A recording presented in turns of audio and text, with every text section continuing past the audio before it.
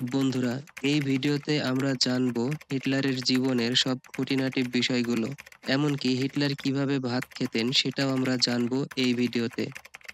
প্রথম বিশ্বযুদ্ধ এবং দ্বিতীয় বিশ্বযুদ্ধ, এই সবগুলো মিলিয়ে আমাদের ৩টা পর্ব থাকবে। তো চলুন শুরু করা যাক। ১৯৯৮ সালের ২০শে এপ্রিল, দিনটি ছিল শনিবার। ইউরোপ তখনও শান্ত।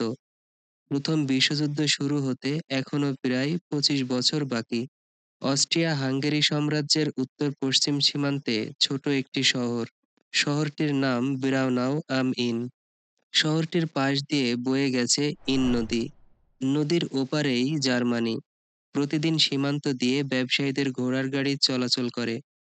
এই শহরেরই একটি সাধারণ বাড়িতে ১৮৯৮ সালের ২০শে এপ্রিল শনিবার সন্ধ্যার সময় জন্ম নেয় একটি ছেলে শিশু।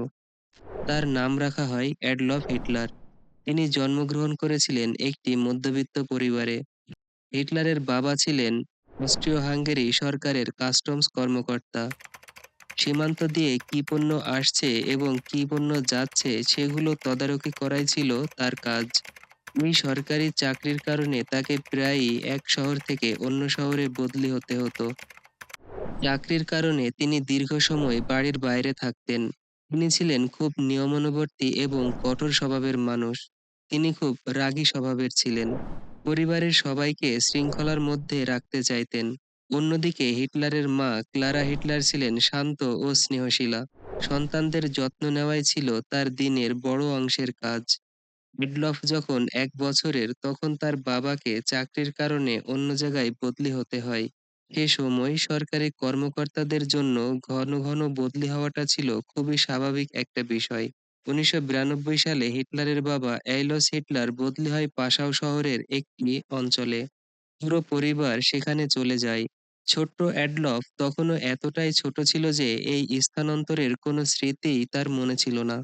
তবে এই একের পর এক বাড়ি বদলানোই তার শৈশবের প্রথম বাস্তব অভিজ্ঞতা হয়ে ওঠে।